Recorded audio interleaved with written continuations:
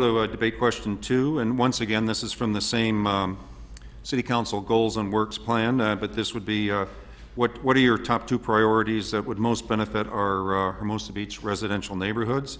And that question would be starting with Steve.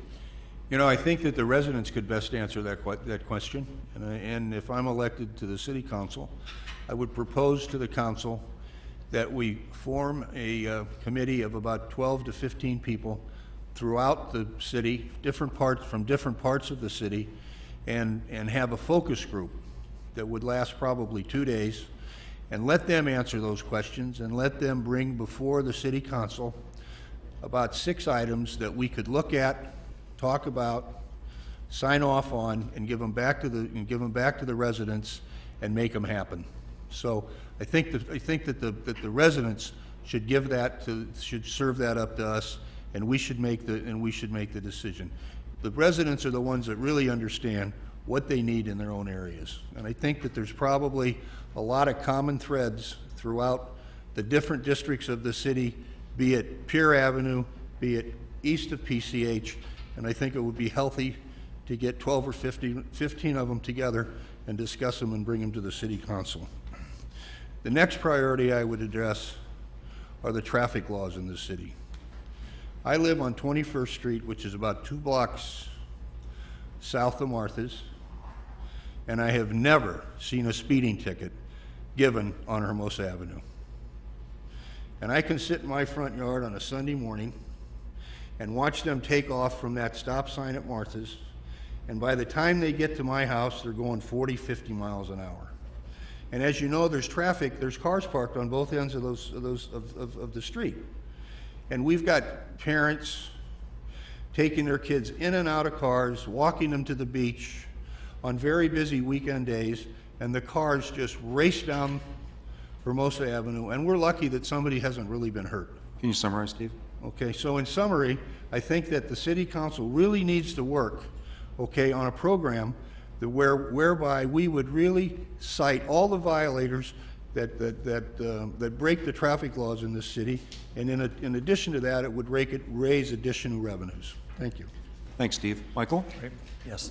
Thank you, Al. From the work plan, the 2 things that I'm focusing on that impact residents directly are the street and sewer plan that we're working on. We have a approximately $10 million sewer project that's on the horizon.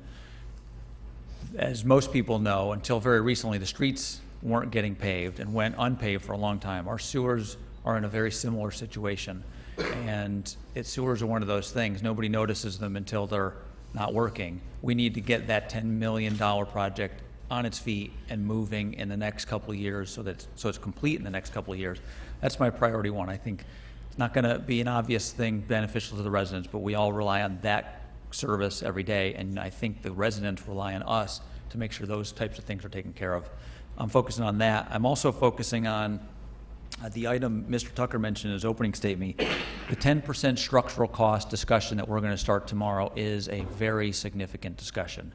What my hope in this discussion is that over the next 12 to 24 months, we actually recoup and reduce our cost in the organization by at least 10%. That 10%, because we already have a balanced budget, that 10% will help us devote new money to our top priorities in town. That 10%, which will be about $2 to $2.5 million, that will be devoted to extra enforcement. That will be devoted to enforcement and peak times. Can you summarize, Michael? I will. That will be devoted to other key areas where the public's demanding a higher quality of service than we're providing yet. And that's how I want to fund it in this down economy.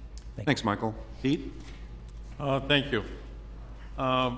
A goal since I've been involved with the city, and probably everyone sitting in this audience, is streets and sewers. When are you going to fix my street? Why don't you fix my street? The city has had a very ambitious plan for probably the last good 8 years that I've been on the council. And we're at a point now where in order to fix the street, we have to go below the ground to fix the sewers.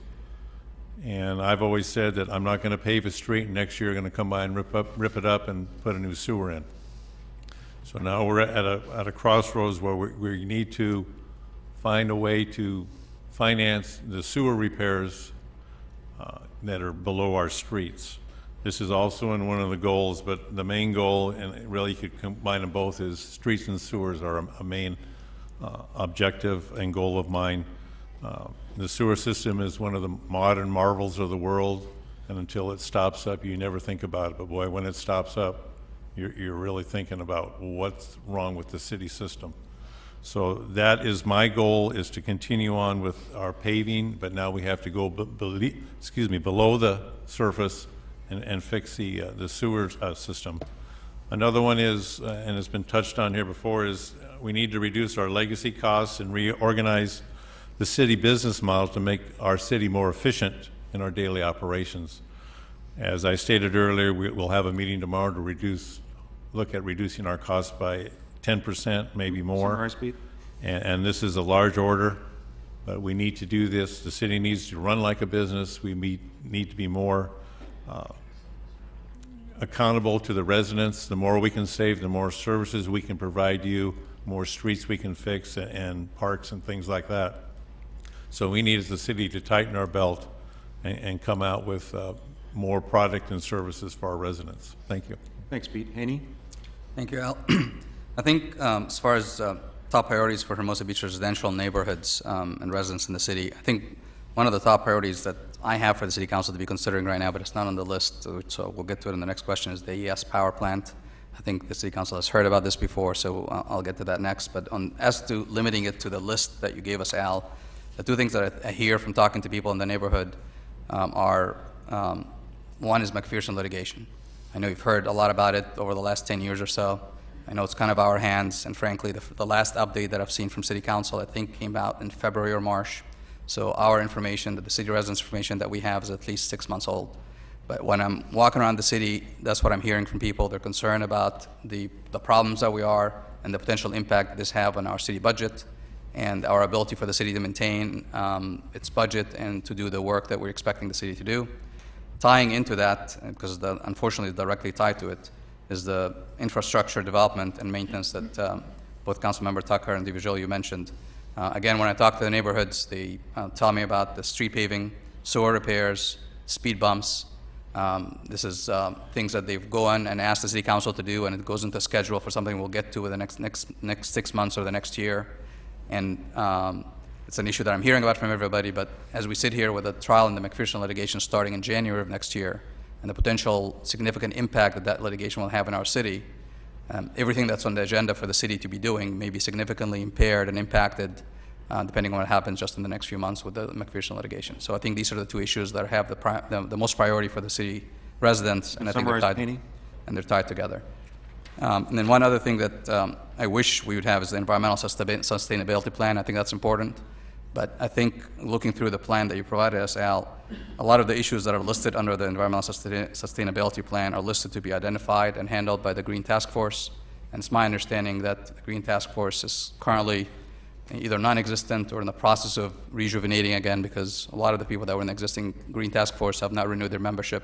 Thanks, Haney. Thank you. So we'll be going to the next question, and this also deals with the goals and works plan. So if we have a new city council member, basically they're going to have to try to get support. And what I'm asking here is, what are your top priorities that you would want to add to the goals and works plan? And that question is directed to Michael. Right. Thank you, Al. I think there's a couple things I'd like to add. It's interesting because some of the bigger problems don't necessarily make it on the work plan. McPherson is certainly what we devote most of our time to and work on a regular basis, yet it's not on our work plan. I think that we need to find a way to incorporate that so folks are clear that it's something that we are